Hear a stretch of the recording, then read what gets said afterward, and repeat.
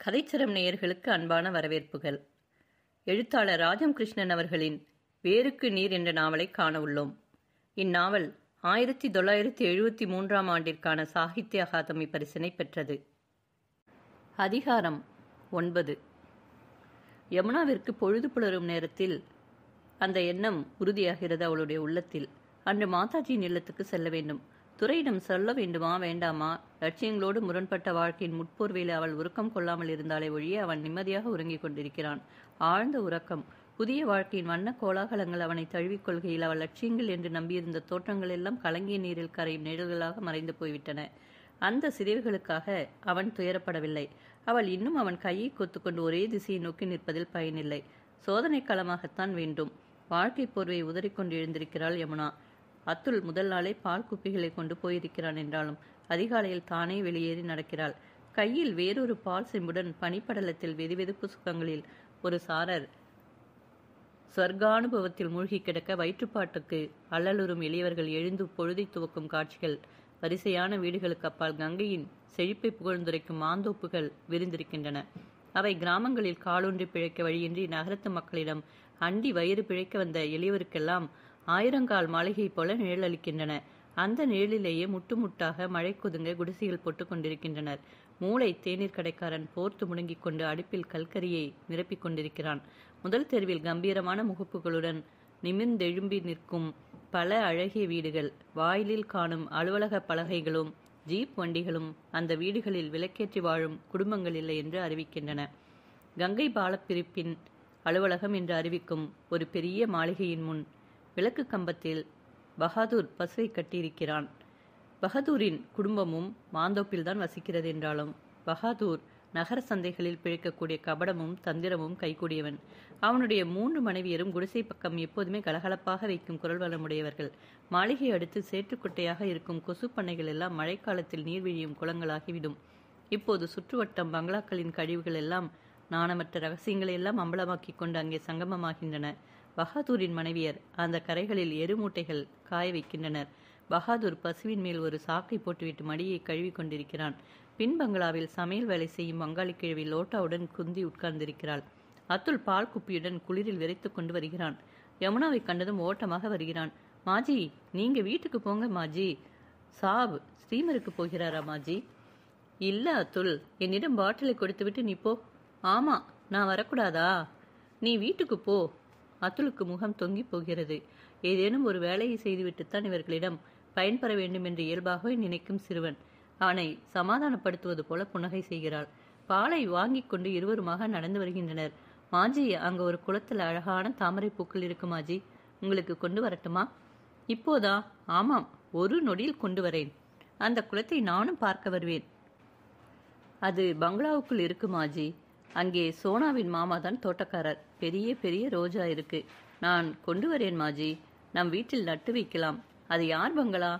தேவேந்தர் பாபு தெரியாது மாஜி? இங்கே இருக்கும் எல்லா பங்களாவையும் விட பெரியது அதுதான். அதுக்குள்ள பெரிய நாய் 2 இருக்கு. ஒன்று ஷேர், ஒன்று ஷாபா. ஓ, அங்க ஒரு அம்ருத் மரம் இருக்கு. ஒரு அம்ருத் தேங்காய் போல இருக்கும் மாஜி. ஒரு நாளைக்கு சோபனாவின் மாமா ரகசியமாக கொண்டு வந்தார். அம்ருத் என்றால் கொய்யா.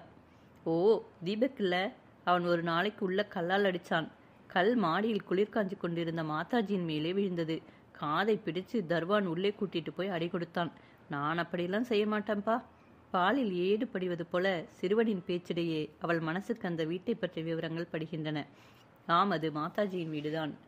கண்ணாடி துண்டுகள் பதித்த மதில் சுவர், மதிலின் வாயிலில் கதவுகளின் இருபுற தூண்களிலும் சீனத்து சிங்கார மணிக்கூண்டு அமைப்புகள். ஆயுதமேந்திய காவலாளி வாயிலில் நிற்கிறான். வாயிலுக்குள் பச்சை கம்பள பரப்பாக விரிந்த புல்வெளி கண்களையும் கருத்தையும் கவர்கிறது.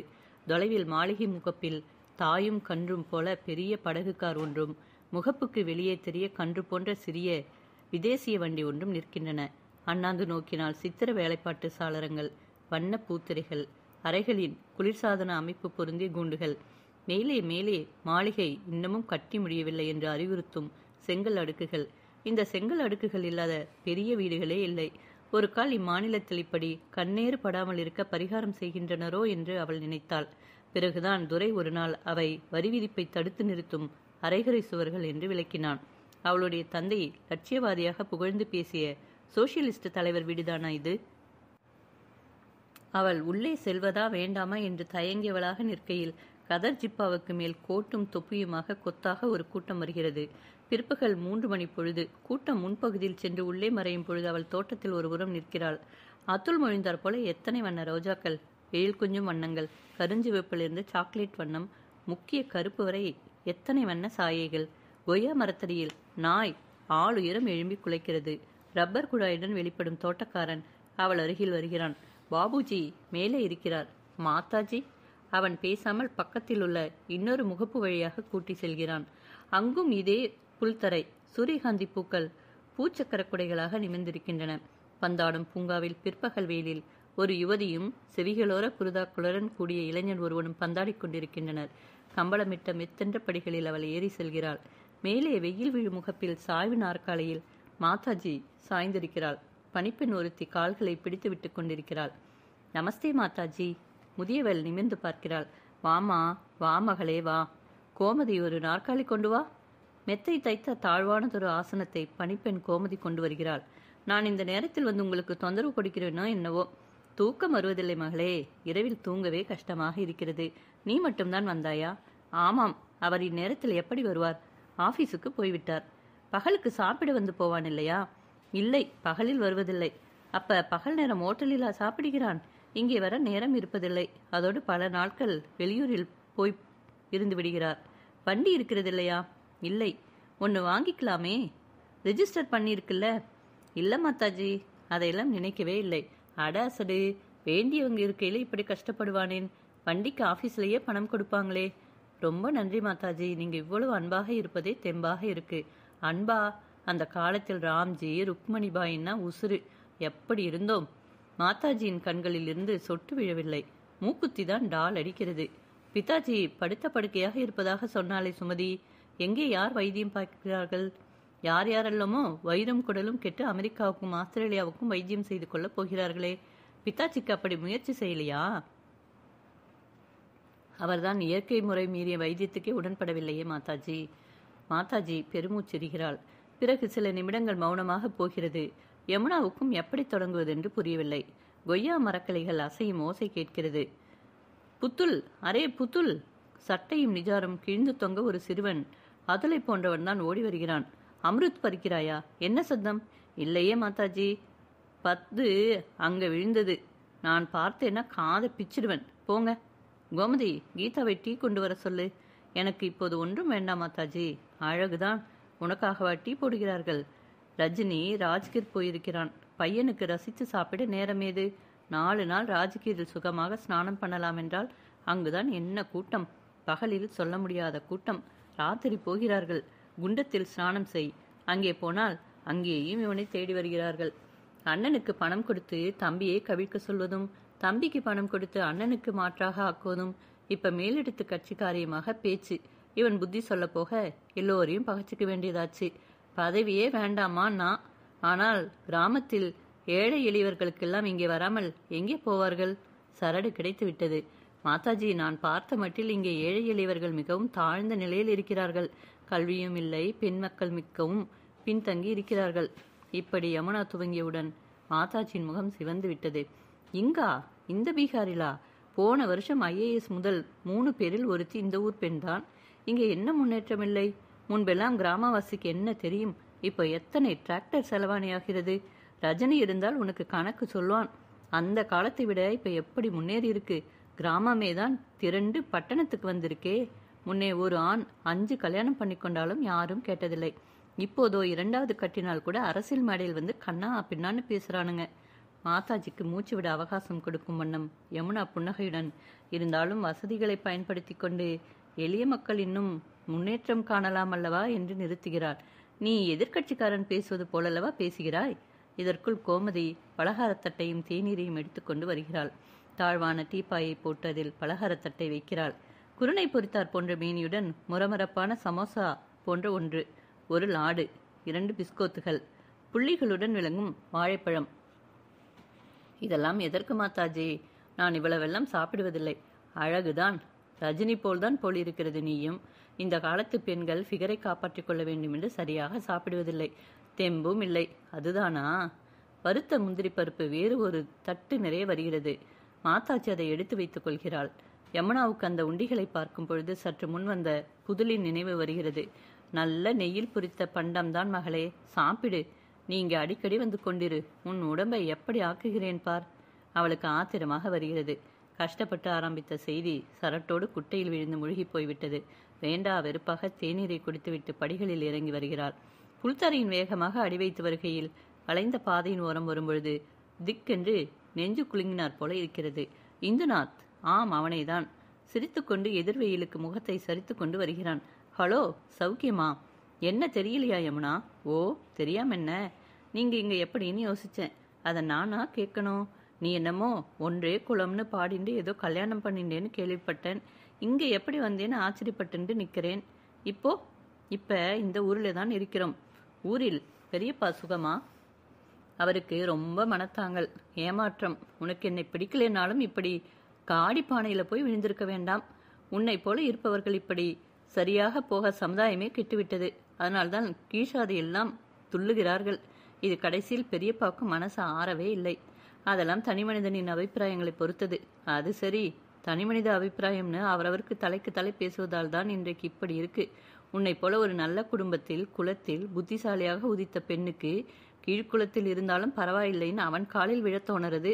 அதை மற்றவர்கள் மதிக்கணும்னா முடியுமா? உங்க அப்பா அந்த நாளில் செய்த தப்பினால் உங்க பெரியப்பாவின் குடும்பத்தில் சம்பந்தம் கொள்ளவே தடை சொன்னார்களாம். பெரியப்பா சொல்லி சொல்லி வருத்தப்பட்டார். இதுங்க வயசு கோளாறுல இப்படி செய்யறது, சந்ததிக்குன்னா கேடாகிறதுன்னார். யமுனா அமைதியாக, நீங்கள் வீட்டில் வந்து பேசலாமே, மாலை 6 மணிக்கு அவரும் வீடு வந்து விடுவார் என்று முகவரியை கொடுக்கிறாள். அப்போதைக்கு சங்கடத்திலிருந்து தப்ப அதை சொல்லிவிட்டு வீட்டுக்கு வந்த பின் நிம்மதி அடியோடு குலைந்திருப்பதை உணர்ந்து தவிக்கிறாள். துரை சாதாரணமாக மாலை 6 மணிக்கு வீடு திரும்பி விடுவான். சில நாட்களில் 7-7:30 மணியாவதும் உண்டு. இன்று ஏனோ விளையாடி கொண்டிருக்கும் குழந்தைகள் தத்தம் குடிலுக்கு சென்றதும் யமுனாவுக்கு அச்சம் கடுமையாக பரவுகிறது. வாயிற் கண்ணாடி கதவினூடே வெளியே பனியும் புழுதியும் பரவிய பாதையை பார்க்கிறாள். வாயிலில் ரிக்ஷா ஒன்று வருகிறது. குளிர்ந்த வயிற்றில் சொரேல் என்ற உணர்வு குழிப்பறிக்கிறது. மங்கிய ஒளியில் தட்டு சுற்று வேட்டியின் நுனி புழுதியில் புரள இந்துநாத் மேலெண்ணத்தில் ஒட்டிக்கொள்கிறது. அவன் கதவடியில் வந்து தட்டு முன் அவள் வாயில் விளக்கை போட்டுவிட்டு கதவை திறக்கிறாள். தன் அச்சங்களை விலக்கிக் கொண்டு புன்னகையுடன் வரவேற்கிறாள். வாங்க, நேரமாயிட்டுது. நீங்க வரமாட்டீங்கன்னு நினைச்சேன். அப்படியா? அப்ப என்னை எதிர்நோக்கிக்கிட்டே இருந்தேன்னு அர்த்தம். இல்லை இல்லை, இன்னும் அவங்க ஆபீஸ்ல இருந்து வரல. அவன் விஷமமாக அவளை நோக்கி கண்களை சிமிட்டுகிறான். அவள் நாவை கடித்துக் கொள்கிறாள். இதோ இப்ப வர நேரம்தான். நீங்க எங்க இத்தனை தொலைவு? நம்ம தலைவர் ஒரு ஸ்கீம்ல இங்க அனுப்பிச்சார். இவனுக்கு இங்க ஆள்பலம் பணபலம் இருக்கு. நம்ம பக்கம் இழுத்து போடணும்னு முயற்சி. என்னிடம் லெட்டர் கொடுத்து அனுப்பிச்சார். இவன் வாய் கூசாம டேர்ம்ஸ் கேட்கறான். கல்லுல நார் உரிக்கும் ஆசாமி. ஆமா, நீ எங்க அந்த பக்கம் போயிருந்த? என்னமோ பாலிடிக்ஸ் எல்லாம் விட்டுட்டேன்னு நினைச்சேன். பேக்டோர் வழியா வர. நான் பாலிடிக்ஸில் எப்போதுமே சேரவில்லையே. இங்கே இந்த குழந்தைகளை சேர்த்து ஸ்கூல் மாதிரி நடத்துகிறேன். அங்கே ஏதாவது உதவி கிடைக்குமோன்னு போனேன். கிடைச்சதா? பேசவே முடியல. பேசாமல் நான் சொல்வதை கேட்டிருந்தாயானால் இன்னைக்கு நீ விரல் அசைத்தால் ஒரு கூட்டமே பின்னால் வரும்படியே முன்னுக்கு வந்திருப்ப. அதான் சொன்னதை கேட்க மாட்டேன்னுட்டியே. டீ போட்டுட்டு வரேன், கொஞ்சம் இருங்கள். அவன் முன்னாள் தாள்களையும் பத்திரிகைகளையும் வைத்துவிட்டு அவள் உள்ளே செல்கிறாள். மனசு எதையோ பற்றுக்கோளாய் தேடுகிறது. அவள் தேநீரை கலந்து கிண்ணத்தில் வார்க்கும் பொழுது வாயிற்கதவு தாழ் மோசைப்படுகிறது. விரைந்து வருகிறாள். வாயிற்கதவை இந்துநாத் தாழிட்டு விட்டு ஒரு கபட சிரிப்புடன் அவள் முன் வருகிறான். கதவை ஏன் தாழிட்டீர்கள்? அடுத்த கணம் தேநீர் கோப்பை அவன் முகத்தில் பட்டு எகிறுகிறது. இந்த எதிர்பாராத தாக்குதலை அவன் சமாளிக்கும் முன் கதவை திறந்து கொண்டு வெளியே ஓடுகிறாள். சம்பா, சம்பா, அதுல்! உடல் நடுங்குகிறது. குரல் பதறுகிறது. மாஜி, கியா மாஜி? கீத்து தான் ஓடி வருகிறது. சாப் இன்னும் வீடு வரல. தினுவை கூப்பிடேன். தினு இஸ்திரி போடுகிறான். நான் வரட்டுமா? 7 வயது சிறுமி கள்ளம் கபடமற்ற மான் போல குதித்து கொண்டு வருகிறாள். இருளில் பீடித்துண்டு கனல் வீச்சும் விரைப்புமாக ஒரு உருவம் எதிரே வருவது தெரிகிறது. ராம், ராம் பேட்டி. யார்? பாபாவா? பாபா கிழவனா இல்லையா என்பதை கண்டுபிடிக்க முடியாது. அவன் முஸ்லிமா இந்துவா என்றும் தெரியாது. 23 வருஷங்களுக்கு முன் அவன் கிழக்கு வங்காளத்தில் இருந்து வகுப்பு கலவரத்தில் பெண்டு பிள்ளைகள் எல்லாம் இழந்து சித்தம் கலங்கிய நிலையில் வந்தவன் என்று சொல்கிறார்கள். அவன் பல நாட்களில் ஹூக்கா குடித்துக்கொண்டு தனக்குள் பேசிக் கொண்டிருப்பான். அவை கடந்து சென்ற வண்ணமயமான நாட்களை பற்றிய நினைவு சிதிலங்கள் என்று தோன்றும். பல நாட்களுக்கு ஒன்றுமே பேச மாட்டான். அவன் அங்கிருந்து பெரிய வீட்டு தோட்டத்தை விட்டு அப்பால் மட்டும் போக மாட்டான். பனிக்கொடுமை கரைய ஆதவன் மெல்ல நகைக்கும் போது முகமலர்ந்து வரவேற்கும் ரோஜாக்கள் எல்லாம் அவன் குழந்தைகள். அவற்றை யாரேனும் கிள்ள சம்மதியான். அவற்றை பார்த்து பார்த்து தனக்குள் மகிழ்ந்திருப்பான். கைகொட்டி சிரிப்பான். பெரிய வீட்டில் ஒரு நேரம் சத்துமாவும் ஒரு நேரம் ரொட்டியும் பருப்பும் கொடுப்பார்கள். அவனுக்கு சம்பளம் என்று ஏதும் கிடையாது. கோழி குண்டு கருகில் இன்னொரு கோழி குண்டு போல இருக்கும் அறைதான் அவனுடைய அறை. அவன் மேனி அழுக்கை துணி அழுக்கை கங்கையிலும் கரைக்க இயலாது. இருட்டில் ஏன் வர பேட்டி? பொல்லாத மிருகங்கள் உழவும், நீ பத்திரமாக போ என்று அவளுடனே திரும்பும் பாபா அன்று சற்று இலகி இருக்கிறான் போலிருக்கிறது. டீகே பாபா, மிருகங்கள் இருக்கின்றன என்று அவள் உடனே சொல்லி இருக்க வேண்டாம். பீடி துண்டை விட்டெறிந்துவிட்டு எங்கே எங்கே பேட்டி என்று ஓடி வருகிறான். வாயிற்படியில் நிற்கும் துரை மீது அவன் பாய்ந்து விட்டான். என் மகளை, காளி பயலே, உன்னை விட்டேனா பார், குத்தி இந்த கையை இரத்த கரையாக்கி கொண்டு சாவேன். துரை அலறிக்கொண்டு உள்ளே ஓட, யமுனா கத்த, பெரிய வீட்டிலிருந்து எஜமானி வந்து கூச்சலிட, தினு பாபாவை விலக்கி அழைத்து போகிறான். என்னங்க, நெஞ்சை பிடித்து அமுக்கி விட்டானா? துரை சந்தேகம் கரையாமல் பார்க்கிறான். தேநீர் கொப்பை உடைந்து சிதறி இருக்கிறது. அது சரி, என்ன கலாட்டா? இங்கே யார் வந்தது? அவன் தயங்கி தயங்கி இந்துநாத்தை பற்றி விவரிக்கிறாள். துரை இவளை நம்பலாமா என்று பார்ப்பதைப் போல பார்க்கிறான். நீ எக்ஸ் மினிஸ்டர் வீட்டுக்கா போயிருந்த? ஆமா, நீ என்னிடம் போறதா சொல்லலையே. சும்மாதான் கல்கத்தாவில் பண்ணணும்னு நினைச்சேன். இங்கே தேவை அதிகமாக இருக்கு, உதவி கேட்கலாம்னு போனேன். என்னிடம் சொன்னால் நானும் வந்துடுவேன்னு பயமா யமுனா? அவனுடைய கண்கள் அவளை ஊடுருவுகின்றன. இல்லை, நீங்க கூட வருவீங்கன்னு நினைக்கல. அப்படியல்ல யமுனா, அவங்க சிநேகம் நமக்கு மிகவும் உதவியாக இருக்கும். மாதாஜி கார் வாங்கிக் கொள்வதை பற்றி கூறுவது நினைவில் முட்டுகிறது. நீ இன்னொரு நாள் செல்லும் பொழுது என்னிடம் சொல். மாதாஜிக்கு ஒரு நல்ல பிரசன்ட் வாங்கி வருகிறேன். யமுனா இதற்கு மறுமொழி கூறாமல் அவனை உறுத்து பார்க்கிறாள். என்ன யமு? ஒண்ணுமில்ல, நான் இன்னொரு தடவை போவேனான்னு நினைச்சேன். அறியாமை சேற்றில் அழுந்திய ஏழைகளை அமுக்கிக் கொண்டு மிஞ்சும் வன்மையை கேவலமான இன்பங்களுக்கு பயன்படுத்தி கொள்ளும் சுரண்டலை நாமும் செய்ய நான் விரும்பவில்லை. ஓ என்று இழுக்கும் துரை விஷமமாக, சற்று முன் இங்கே வந்தது சுதீர்குமாரோ என்று கேட்கிறான். அவள் நெஞ்சு சில்லிட்டு போகிறது. கொட்டும் பனிக்குளிர் கரைந்து வசந்தத்தின் எழில் வண்ணங்கள் தெரியாமலே வேனில் நகரத்தை வறுத்தெடுக்கும் நெருப்பில் மாட்ட வருகிறது. நிறைந்து பெருகிய கங்கை தாயும் நகரின் வெம்மையை தணிக்க இயலாமல் வெய்துயிர்க்கிறாள். பச்சைகள் சருகாக உலர பசுவினங்கள் மெருகொழிந்து மடிவற்று அயறுகின்றன. செல்வத்தில் புரளுபவரை தாங்கி ஊர்திகள் சிம்லா, சிலிகுரி, டார்ஜிலிங், காட்மாண்டு என்று பறக்கின்றன. பனிக்கொடியோனின் கொடுமைக்கு மீண்ட ஏழைகள் ஆண்டுக்கு அடுத்த கண்டமாக வெய்யோனின் கடுமையில் வெந்து கருகுகின்றனர். மூடிய கதவுகளுக்குள் பகல் சிறையும் வெட்ட வெளியில் இரவுமாக இடைக்குடும்பங்கள் வாடாது வாடிப்பொழுதை தள்ளும் கோடை. புளிப்புக்காயையும் சர்க்கரையையும் கலந்து வெயிலில் வைத்தால் பாகு கனியாகிவிடும் அனல் வெயில். உப்பிட்டு உலர்த்தும் பண்டம் சுக்காகிவிடும் வறட்சி. இந்த வெயிலில் சுருண்டு விழும் சோர்வை தாங்கி ரிக்ஷாக்காரன் பொதி சுமக்கிறான். ஏழைகளுக்கு வெப்பமேது தட்பமேது? சம்பாவின் குழந்தைகள் வழக்கம் போல சாணம் பொறுக்குகின்றனர், மரட்டி தட்டுகின்றனர். கங்கை துறைகளின் அங்காடிகளில் கரும்பு சாரும் பனிக்கட்டியும் வழிந்தோடுகின்றன. கங்கையின் பரப்பில் சின்னஞ்சிறு படகுகள் பாய் விரித்து கொண்டு மிதக்கின்றன. குளிர் நிலவின் இனிய வெள்ளத்தில் குளிர்பனியின் துண்டங்களை போதை பானங்களில் மிதக்கவிட்டு அருந்தி களியாட்டம் அனுபவிக்கும் மாந்தர்களை தாங்கும் படகுகள். கங்கை அன்னை அல்லவா? தன்னுள் அசுத்தம் செய்பவரையும் பரிந்து காத்து அமுதமளிக்கிறாள். அந்த படகுகளையும் தன் மேனியில் சுமக்கிறாள். ஒட்டி ஒட்டி மணற்கரையில் அகன்று விலகிய கங்கையைப் போல யமுனாவுக்கு இந்த வாழ்க்கை பழகி போகிறது. உலகில் கண்விழிக்கையில் அன்பும் அருளும் வழிந்தோடும் இன்ப விடுதலையாக அவள் இளம் பருவம் புலர்ந்தது. அச்சமும் வன்மையும் அறியாத கபடமற்ற பனிமலர் போல அவளுடைய அறிவு மலர்ந்தது. பின்னர் உலகத்து கபடுகளின் வெம்மையில் பதம் பெறும் வாழ்வின் மையத்தில் அவள் இப்பொழுது நிற்கிறாள். இந்த பதம் பெருக்காலம்தான் எப்படி நீள்கிறது! இங்கே அருளும் அன்பும் பரிவும் வாழ்வை மணற்கரையாக்கிவிட்டு ஒதுங்கி ஒதுங்கி செல்கிறது. மணலில் பொறிபொறியும் சூடு. அந்த வெப்பத்தில் அவள் தன்னந்தனியாக முன்னேறுகிறாள். இந்த கங்கையே இடையாக்கிவிட்டு பிரியும் மறுகுறையை தொடுவது போல துரை தனி உலகுக்கு போய்விட்டான். இந்த வேனிலின் மாசத்தில் 6 நாட்கள் கூட அவன் வீட்டில் தங்கவில்லை. இமயத்தின் மடியில் அலுவல் என்று சென்று விடுகிறான். அங்கே புதிய அணைத்திட்டத்தில் வேலை ஒப்பந்தமாம். இயந்திர தளவாடங்கள் இன்னாரென்ன பிற சாமான்களை சுமந்து செல்லும் வண்டிகளோடு செல்வதாக சொல்கிறான். இப்பொழுது அவனுடைய வாழ்க்கையில் எத்தனை மாறுதல்கள்!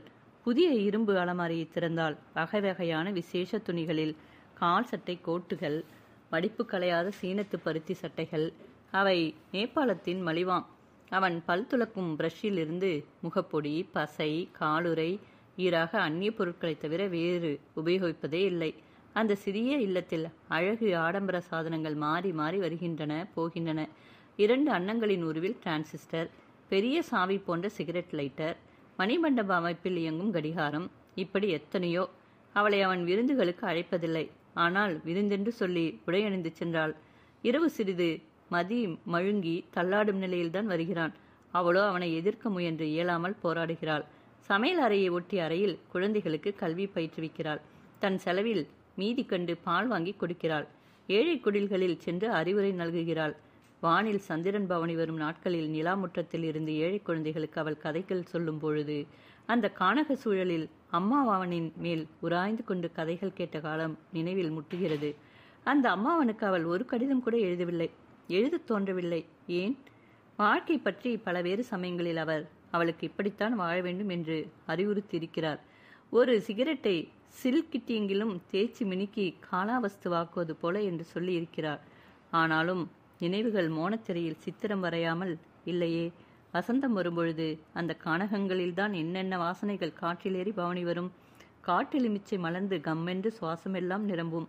இருளப்பெண்கள் நிலவில் வட்டமாக கூடி கும்மி அடிப்பார்கள். அந்த கானக முளைக்கு ஓடோடி சென்றுவிட வேண்டும் போலிருக்கிறது. தன் வாழ்க்கையின் சிக்கல்களையும் சங்கடங்களையும் தாயிடம் சொல்லி கரைய வேண்டும் என்ற மனவெழுச்சி உந்தி தள்ளுகிறது. உயிரே போனாலும் அன்பு வழியே அருள் வழி. சோதனைகளை மலர் முகத்துடன் ஏற்றுக்கொள் என்று அறிவுரைகளைத் தவிர அந்த தாய் வேறென்ன சொல்வாள்? எனவே மறுநிமிடமே தேற்றிக்கொள்கிறாள். ஆனால் நிலவில்லாத இரவு ஒன்றில் துரை அருகில் இருக்கும் பொழுது தன்னந்தனியாக கானகத்தீவில் இருப்பது போல அச்சம் உண்டாகிறது. இரவின் அடங்கிய அமைதியில் எங்கோ கேட்கும் ஒலிகள் கூட வலுப்பெற்று அவளுடைய தெளிவில்லாத சிந்தைக்குள் வன்மைக்குரிய ஒலிகளாக தோன்றுகின்றன. படிகள் வழியே இறங்கி செல்பவள் திடீரென்று இடறிவிட்டால் போன்றதொரு குழுக்களுடன் அதிர்ந்து விழித்துக் கொள்கிறாள். எந்த முன் உணர்வின் அறிகுறி இந்த அச்சம்? படியிடறல். கவலைகளிலும் துன்பங்களிலும் மனம் சோரும் போது பற்றுக்கோடு இறைவன் நாமம்தான் என்று சின்னஞ்சிறு பிராயத்தில் எத்தனை முறை கேட்டு நம்பியிருக்கிறாள். ஆனால் இன்று அருகில் இருக்கும் துணையை சென்று பற்றி கொள்ளும் வேட்கையே மிகுகிறது. அப்போது இந்துநாத் ஏளனம் செய்வது போல ஒரு தோற்றம். நீ உயர் குடும்ப பெண் என்று உன்னை கருதி கொள்கிறாய, வெட்கமில்லை? இந்துநாத்தை விட துரை எந்த வகையில் முன்னேற்றமடைந்தவன்? அவளுடைய லட்சியங்களை கொண்டு அரசியல் களத்தின் ஒரு சிறு பகுதியையும் தூய்மையாக்க போராட வாய்ப்பிருந்திருக்கும். பெரியப்பா பெரியவர், அவரை அப்படி உதறி எறிந்தார் போல பேசியிருக்க வேண்டாமோ? லட்சியங்களுக்கும் நடைமுறைகளுக்கும் இடையே எத்தனை வித்தியாசங்கள்! கட்டிலின் விளிம்பில் உட்கார்ந்து வானை பார்க்கிறாள். வானக கருமையெல்லாம் உள்ளத்துள் புகுந்து கொண்டார் போல சோகம் அழுந்துகிறது. வாழ்க்கையில் அவள் அறிந்து யாருக்கும் தீங்கு செய்யவில்லையே. பூங்காவாக மலர்ந்தது. 1 வருஷ கோடையில் கருகினார் போல எப்படி தடம் தெரியாமல் போயிற்று. சுதீர் மேல்நாட்டுக்கு படிக்கச் செல்லும் முன்பு எதிர்காலம் பற்றிய நினைப்பே நாணம் கவிழும் மலர்குவியலாக இருந்ததே. அவள் பள்ளி இறுதி வகுப்பில் படித்து கொண்டிருந்த பொழுது கமலம்மா ஆசிரமத்துக்கு வந்தார். ஒரு கதர் சால்வையை போர்த்து கொண்டு நடுவென்று உயரமாக பெரிய வைரத்தோடுகள் சுடரிட குங்கும போட்டு துலங்க கண்முன் நிற்பது போல் இருக்கிறது. ஆசிரமத்துக்கு கார் டிக்கிலிருந்து அரிசி மூட்டைகள் இறங்கின. அவளுடைய தாய் விரைந்து வந்து வரவேற்கிறாள். அந்த தடவை கடுகடுவென்ற முகத்துடன் சுதீர் தான் வண்டியை ஓட்டி கொண்டு வந்திருந்தான். அப்ப என்னைக்கு வரட்டும் என்றான் அவளை திரும்பி பாராமல். இதென்ன இப்படி பறக்கிறான்? சுதீரனுக்கு யார் மேல் கோபம்? ருக்மணியின் கேள்வி காதில் விழாதவன் போல அவன் யமுனாவை முறைத்து பார்த்துவிட்டு வண்டியில் உட்கார்ந்து திருப்பி கொண்டு போனான். கமலம்மா சிரித்து கொண்டு அவளை பார்த்தார். யமுனாவிடம் கோபம் போலிருக்கு, நான் உள்ளே வரமாட்டேன் விட்டான் என்றார். கமலம்மா தன் மென்மையான கரங்களினால் அவளுக்கு பின்னல் போடுவார். யமுனா அவருடைய சேலையை துவைத்து உலர்த்துவாள். கவிதை படிக்கச் சொல்லி கேட்பார். தாக்கூரின் கனி சேகரித்தலை படிக்க சொல்லாமல் இருக்க மாட்டார். பிரார்த்தனை நேரத்தில் சுருதியோடு சேராத பெரும் குரலில் பாடுவார். அந்த முறை அவரை அழைத்து போக டிரைவர் தான் வந்து கொண்டு வந்தான். தந்தையிடம் விடைபெற்று கொள்ள கமலம்மா நின்றார். எனக்கு அவனை அனுப்பவே இஷ்டமில்லை, இங்கு இல்லாத படிப்பா என்றார். அதில்ல கமலம்மா, இந்த வயசுல பல வகையான கருத்துக்களோடு சுதந்திரமாக பரிச்சயப்படுவது நல்லதுதான், போய்விட்டு வரட்டும் என்றார் அப்பா. எனக்கு அவனுக்கு கல்யாணத்தை பண்ணி வைத்து அனுப்பணுங்கிறது தான் ஒரே எண்ணம். அங்க போய் எப்படியேனும் ஆனால் என்ன செய்வது? வயசு ஆகலை என்கிறார் அவனுடைய அப்பா. அவனோ கல்யாண நாளே சண்டைக்கு வருகிறான். வயது என்ன ஆகிறது? 21. யமுனாவுக்கும் 15 முடிஞ்சிருக்கா? கமலம்மா அரைகுறையாக நிறுத்தி கொண்டவராக அவளை பார்க்கையில் அவள் எங்கோ வேகமாக போய்கொண்டிருக்கிறாள். அதற்கு பிறகு சுதீர் வேறு சுதீராக அம்மாவுடன் வந்து பேசினான். அவளை பார்த்து நெஞ்சை சுண்டி இழுக்கும்படி சிரித்தான், கேலி செய்தான். கமலம்மா பிறகு திருமணம் பற்றி பேசவே இல்லை. இப்பொழுது ஏன் இந்த நினைவுகளெல்லாம் வருகின்றன? கட்டில் விளிம்பில் உட்கார்ந்திருக்கும் அவளுக்கு உணர்வு மறத்து போயிருக்க வேண்டும். அவள் உறக்கம் கலைந்து துள்ளினார் போல எழுந்து உட்காருகிறாள். யமுனா, என்ன இது? ஒண்ணுமில்லைங்க. பின்ன ஏன் அழுது கொண்டிருக்கிறாய்?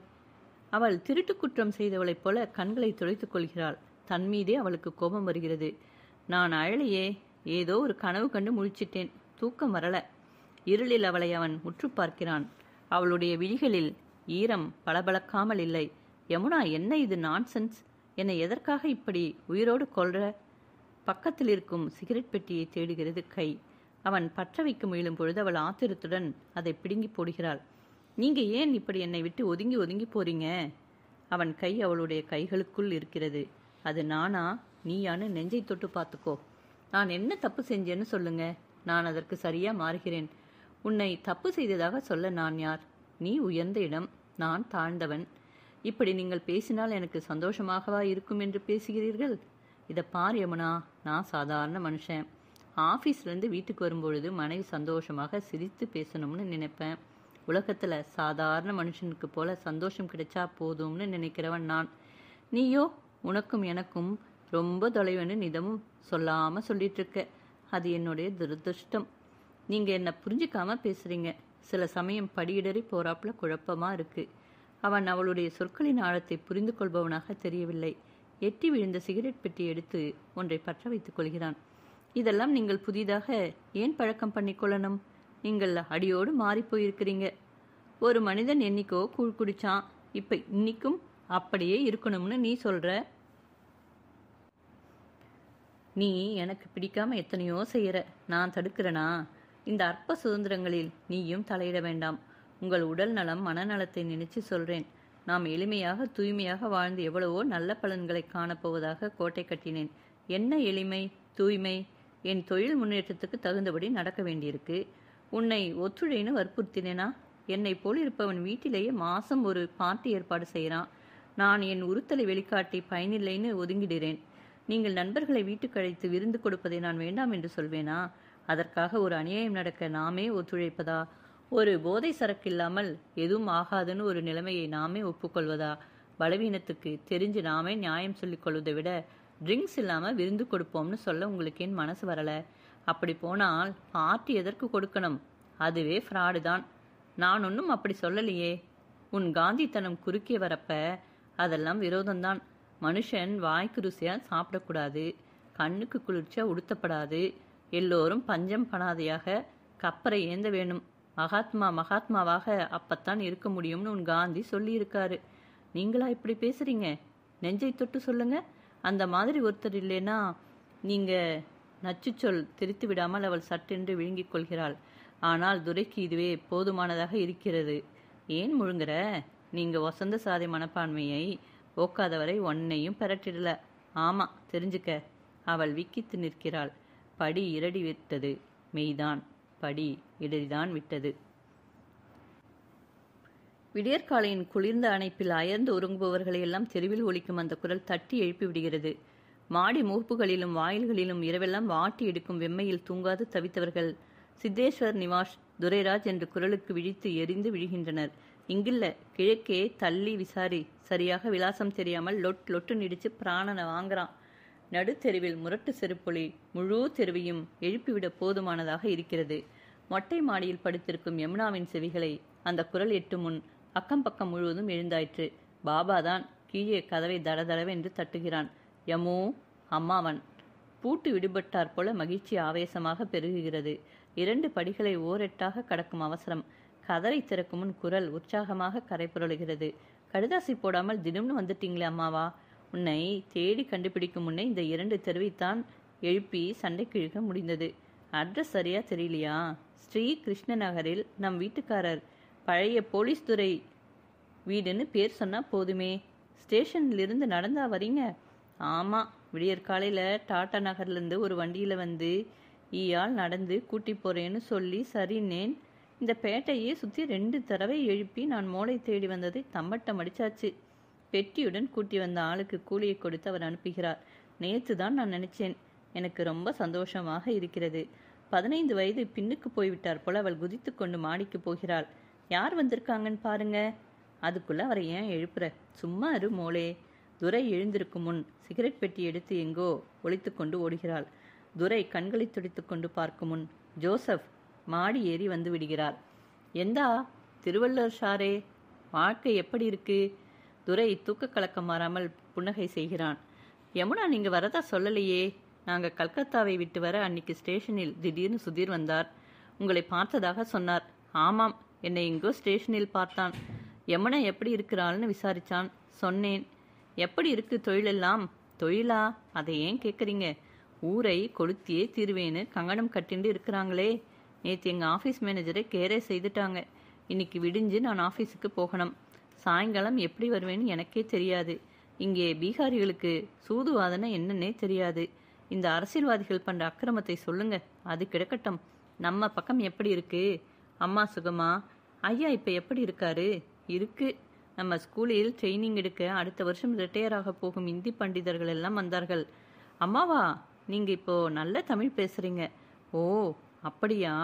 நாவுக்கரசன்னு ஒரு ஆள் வந்திருந்தார். அவர் நான் பேசும்போதெல்லாம் தப்பு தப்புன்னு குட்டிகிட்டே இருப்பார். பிரேமா கல்யாணம் கழித்து ஆசிரமத்தை விட்டு போய் முருகி ட்ரைனிங் எடுக்கிறாள். முருகியா? அதே மரியண்ணல்ல, ஒயர்மேன் பரீட்சை பாஸ் ஆகி ஊட்டியில் வேலைக்கு போயிருக்கிறான். கீழ்காட்டு மரியண்ணனா? அம்மாவா? ஆமாம். அப்புறம் ஒத்த கம்பு ஆணை இல்லை, அதை போலீஸ் வந்து வெடி வச்சு கொன்று. நம்ம ஆசிரமத்தின் பக்கமா?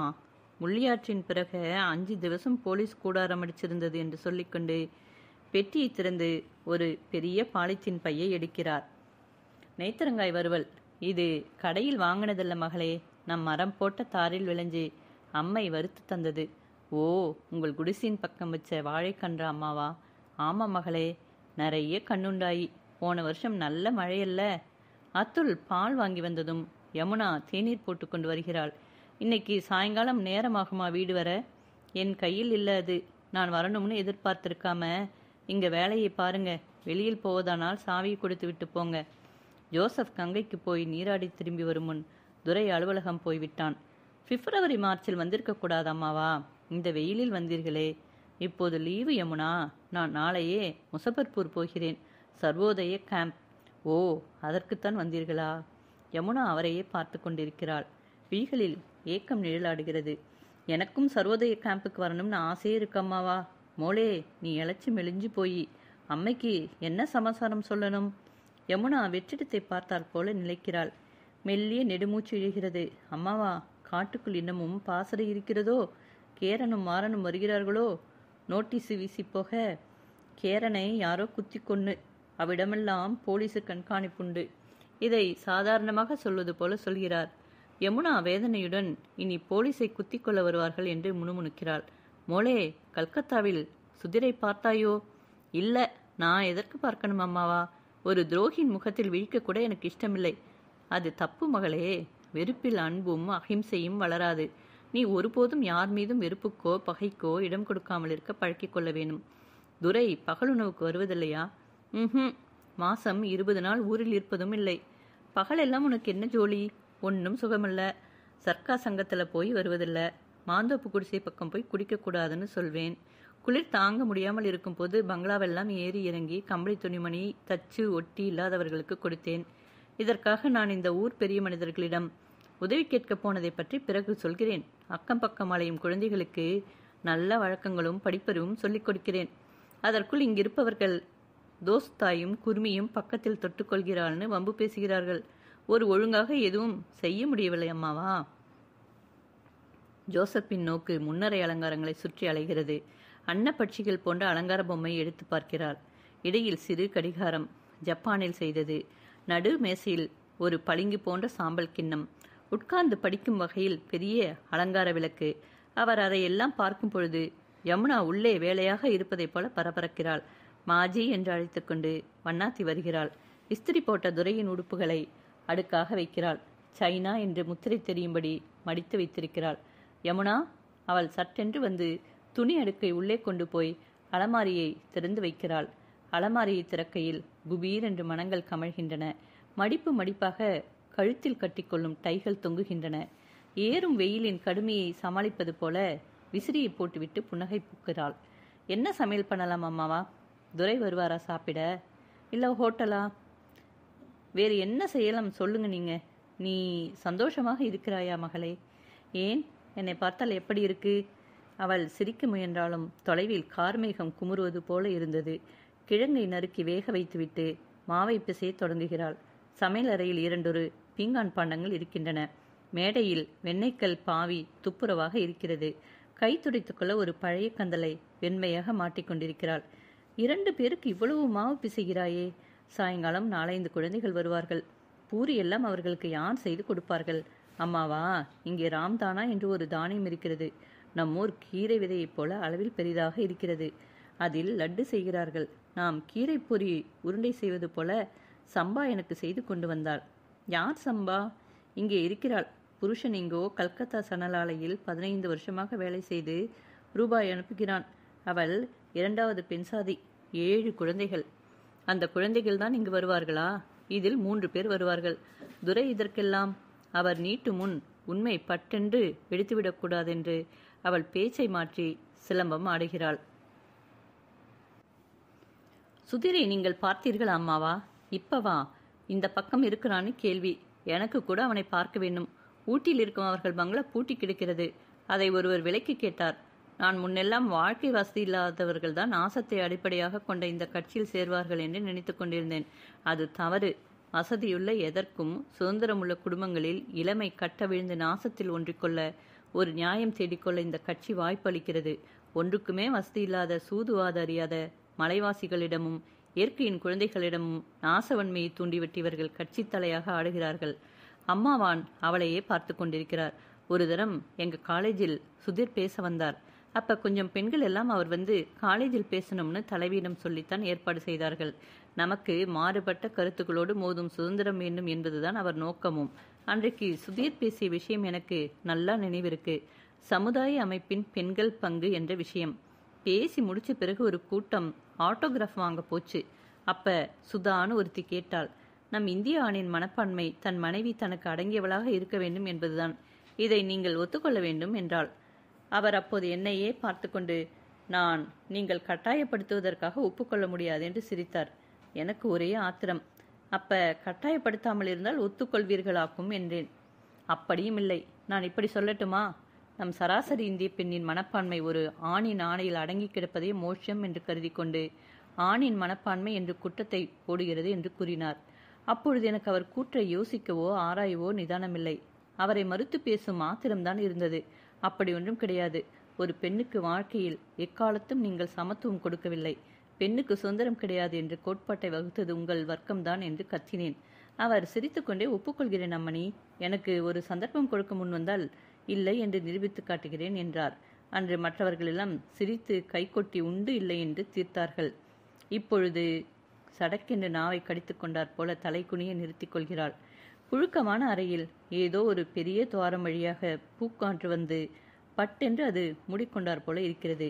யமு, இப்படி சந்தர்ப்பம் கொடுக்காமல் இருந்ததற்காக இப்ப கிளேசப்படுகிறாயாமா? இதை முன்பே நீ ஏனம்மா என்னிடம் சொல்லியிருக்கவில்லை? இல்லை அம்மாவா, ஒரு ஆணோ பெண்ணோ சமுதாய கட்டுப்பாட்டை தனியாக இருந்து காப்பாற்ற முடியாது என்று தன் பலவீனத்தை புரிந்து கொண்டு திருமணம் என்ற புனிதமான ஒப்பந்தத்திற்குள் ஒன்றுபடுகிறார்கள் என்றுதான் நான் எண்ணி இருந்தேன்.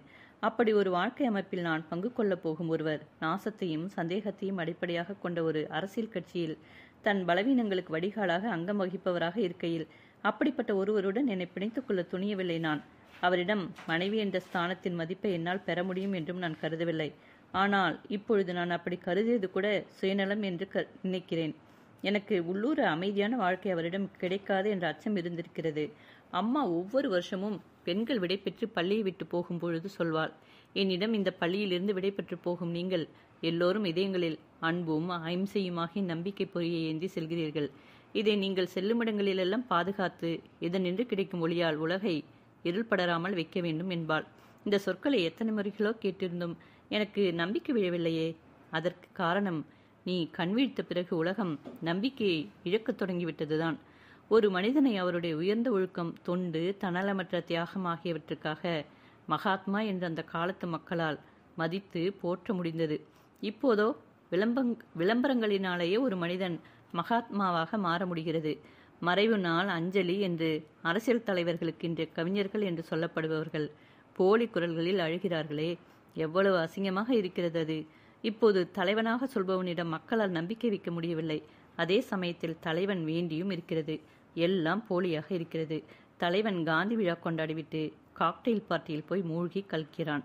காந்தி விழா கொண்டாட முன்பே விளம்பரம் வேண்டி பத்திரிகைக்காரர்களுக்கு அழைப்பு, விருந்து. இவ்வளவு மோசமான பதர்களாக இந்நாட்டில் அவர் விளைவித்த நன்னறிகள் விளைவிந்துவிடும் என்று நான் நம்பியிருக்கவில்லையமோ. மதுசாரம் எப்படி கரை புரண்டு ஓடுகிறது என்கிறீர்கள் அம்மாவா? ஊட்டமில்லாத உழைத்து சோறும் ஏழை குடிப்பது, கொஞ்சம் வியாபார நிறுவனங்கள் லஞ்சம், சோரம், நாணயக்குறைவு இவற்றையே முதலாக வைத்துக்கொண்டு இயங்குகின்றன. தீமைகளை எதிர்ப்பதாக சொல்லிக்கொள்ளும் சாதாரண மனிதனும் இந்த வெள்ளத்தில் மூழ்கித்தான் போகிறான். ஒரு இடைநிலை குடும்பக்காரன் அடிப்படை தேவைக்கு மேல் கொஞ்சம் அதிக வருமானம் இருந்தால் உடனே மேல் வட்டத்துக்கு தாவி விடுகிறான். புலால், மது, அந்நிய துணி, ஆடம்பர விருந்து உபசாரங்கள், பெண்டிற் பொது வாழ்வில் பண்பிழத்தல் எல்லாம் உயர்வட்டத்து விலங்கு வாழ்க்கை மூடியிருக்கும் ஆடம்பர போர்வைகள். இதனால் எல்லாம் வாய்ப்பு கிடைக்காமல் கொதிப்புற்ற இளைஞர் சமுதாயம் எதிர்காலத்தில் நம்பிக்கையற்று நிகழ்காலத்தை அழிக்கிறார்கள். நான் ஒரு தூசு போன்றும் என்னையே வெள்ளம் முழுங்கிவிடும் என்றும் கூட அச்சம் மேலிடுகிறது. நான் புரிந்து கொண்டேன் யமோ, புரிந்து கொண்டேன். நாச புரட்சியில் நம்பிக்கை வைத்த கட்சியும் ஜனநாயக முறையில் ஆட்சி பொறுப்பை பற்றலாம் என்று சொன்ன நமக்கு அவர்கள் சவால் விடுத்திருக்கிறார்கள். இப்பொழுது இதற்குள்ளிருந்தே அதை தகர்ப்பதை பற்றி வெளிப்படையாக பேசுகிறார்கள். உள்ளத்தில் சோரம் போவதையே எண்ணிக்கொண்டு திருமண போர்வைக்குள் புகுவது போல, மனசுக்குள் சுகபோகங்களையே கருதி கொண்டு துறவாடை மேற்கொள்வது போல, மக்களுக்கு தொண்டன் என்று சொல்லிக்கொண்டு பதவியை கைப்பற்றிக் கொள்வது போல அவர்கள் பேசிக்கொண்டிருக்கையிலேயே அத்துல், நீதா மற்றும் எல்லோரும் வந்து விடுகின்றனர். அவர்கள் வகுப்பு நடத்தி கொண்டிருக்கும் போதே ஜோசப் பயணத்துக்கு சித்தமாகி விடுகிறார். மாலை நேர ஸ்டீமரில் கங்கையை கடப்பதாக சொல்லி பையை எடுத்துக்கொண்டு செல்கிறார். அவரை வழி அனுப்பிவிட்டு யமுனா திரும்புகையில் துரையை அடிக்கடி பார்க்க வரும் ஒரு பருமனான சீக்கியன் வருகிறான். மிஸ்டர் துரை, இதை பத்திரமாக வைத்து விடுங்கள். கனமான பெட்டி ஒன்றை ரிக்ஷாக்காரன் கொண்டு வந்து உள்ளே வைக்கிறான். அவர்கள் சென்ற பின் மெல்லிய ஒட்டு பலகையினால் மூடி ஆணி அடிக்கப்பட்ட அந்த பெட்டி அவள் பார்க்கிறாள். கண்ணாடி சாமான்கள் போல ஏதேனும் இருக்குமோ ஏனோ. அவளுக்கு அதை திறந்து பார்க்க வேண்டும் என்ற குறுகுறுப்பு மேலிடுகிறது. வாயிற்கதவை தாளிட்டு விட்டு அந்த ஆணிகளை மூடியை விட்டு நெம்பி எழுப்புகிறாள். மூடியை திறந்ததும் தேல் கொட்டிய மாதிரி இருக்கிறது.